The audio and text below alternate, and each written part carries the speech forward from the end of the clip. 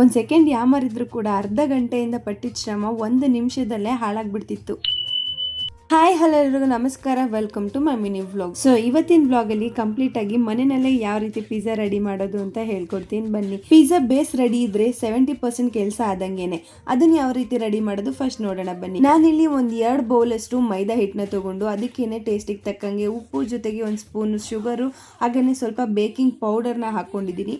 Baking soda ಅಲ್ಲ, baking powder. ಇನ್ನು ಹಿಟ್ಟು ಕಲ್ಸ್ಕೊಳ್ಳೋದಕ್ಕೆ ನಾನಿಲ್ಲಿ ಮೊಸರನ್ನ ಯೂಸ್ ಮಾಡ್ತಾ ಇದ್ದೀನಿ. ಬೇಕಂದ್ರೆ ನೀವು ವಾರ್ಮ್ ವಾಟರ್ನು ಕೂಡ ಯೂಸ್ ಮಾಡಬಹುದು. ಇನ್ನು ನೀಟಾಗಿ ಹಿಟ್ಟ ಗಂಟಿಲ್ದಂಗೆ ಕಲಸಿ ಅದಕ್ಕೆ ಮೇಲ್ಗಡೆ ಸ್ವಲ್ಪ ಎಣ್ಣೆ ಹಾಕಿ ಒಂದು 10 ರಿಂದ 15 ನಿಮಿಷ ನೆನ್ಕೊಳ್ಳೋದಕ್ಕೆ ಬಿಡಬೇಕು. ಚೆನ್ನಾಗಿ ಫರ್ಮೆಂಟ್ ಆಗುತ್ತೆ.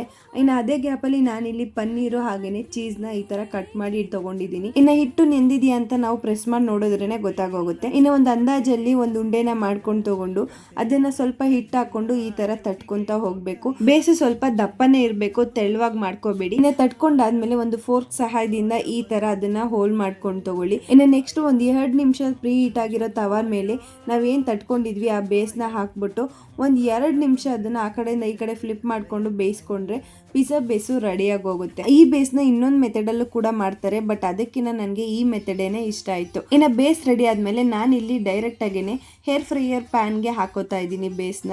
ಅದಾದಮೇಲೆ ಅದ್ರ ಮೇಲೆ ಪಿಜ್ಜಾ ಸಾಸು ಹಾಗೆಯೇ ಸ್ವಲ್ಪ ಟೊಮೊಟೊ ಕೆಚಪ್ನ ಹಾಕ್ಕೊಂಡು ಸ್ಪ್ರೆಡ್ ಮಾಡಿಕೊಂಡು ಅದಾದಮೇಲೆ ಮೇಲ್ಗಡೆ ಫಸ್ಟ್ ಸ್ವಲ್ಪ ಲೇಯರಲ್ಲಿ ಚೀಸ್ ಹಾಕಿ ಅದಾದಮೇಲೆ ಪನ್ನೀರ್ ಹಾಕಿ ಮತ್ತೆ ಒಂದ್ಸಲ ಚೀಸ್ ಆ್ಯಡ್ ಮಾಡಿ ಅದಕ್ಕೆ ಚಿಲ್ಲಿ ಫ್ಲೇಕ್ಸು ಜೊತೆಗೆ ಆರಿಗೇನೋ ಕೂಡ ಹಾಕಿ ಮೇಲ್ಗಡೆ ಸ್ವಲ್ಪ ಸಾಲ್ಟ್ನ ಫ್ರಿಂಕಲ್ ಮಾಡಿ ಏರ್ ಫ್ರೈಯರಲ್ಲಿ ಆಪ್ಷನ್ ಇರುತ್ತೆ, ಅದನ್ನು ಸೆಲೆಕ್ಟ್ ಮಾಡಿಕೊಂಡ್ರೆ ಎಷ್ಟು ಟೈಮ್ ಬೇಕು ಹಾಗೆಯೇ ಎಷ್ಟು ಟೆಂಪ್ರೇಚರ್ ಬೇಕು ಅಂತ ಅದೇ ಡೈರೆಕ್ಟಾಗಿ ತೊಗೊಂಡ್ಬಿಡುತ್ತೆ. ಸೊ ಫೈನಲ್ ಆಗಂತೂ ಪಿಜ್ಜಾ ಸಕ್ಕತ್ತಾಗಿತ್ತು. ಅದು ಮುಗಿಸೋ ಗ್ಯಾಪಲ್ಲಿ ಇನ್ನೊಂದು ಪಿಜ್ಜಾ ಬೇಯ್ಕೊಳ್ಳಿ ಅಂತ ಹೇಳ್ಬಿಟ್ಟು ಅದನ್ನು ರೆಡಿ ಮಾಡಿ ವಿಡಿಯೋ ಮಾಡ್ಕೊಳ್ಳೋಣ ಅಂತ ಹೋಗ್ತಾ ಇದ್ದೆ.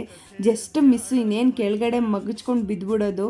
ಸೊ ಹೆಂಗೋ ನನ್ನ ಅದೃಷ್ಟಕ್ಕೆ ಅದು ಬೀಳಲಿಲ್ಲ ಅಂತ ಇಟ್ಕೊಂಡ್ಬಿಟ್ಟೆ. ಇಲ್ಲ ಅಂದಿದ್ರೆ ಅರ್ಧ ಗಂಟೆಯಿಂದ ಶ್ರಮ ಪಟ್ಟಿರೋದು 1 ನಿಮಿಷದಲ್ಲೇ ಹಾಳಾಗ್ಬಿಡೋದು.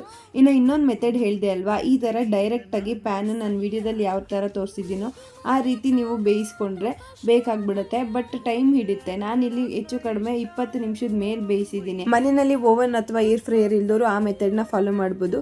ಆದರೆ ಟೇಸ್ಟ್ ವೈಸ್ ನನಗೆ ಏರ್ ಫ್ರೈಯರಲ್ಲಿ ಮಾಡಿದ್ದೇನೆ ಇಷ್ಟ ಆಯಿತು. ನೀವು ಕೂಡ ಒಂದ್ಸಲ ಟ್ರೈ ಮಾಡಿ ಹೇಗಾಗಿತ್ತು ಅಂತ ಕಮೆಂಟ್ ಮಾಡಿ ತಿಳಿಸಿ. ಇನ್ನು ಮತ್ತೆ ನಾಳೆ ವ್ಲಾಗಲ್ಲಿ ಸಿಗ್ತೀನಿ ಅಂತ ಹೇಳ್ತಾ, until then take care, bye ಬಾಯ್.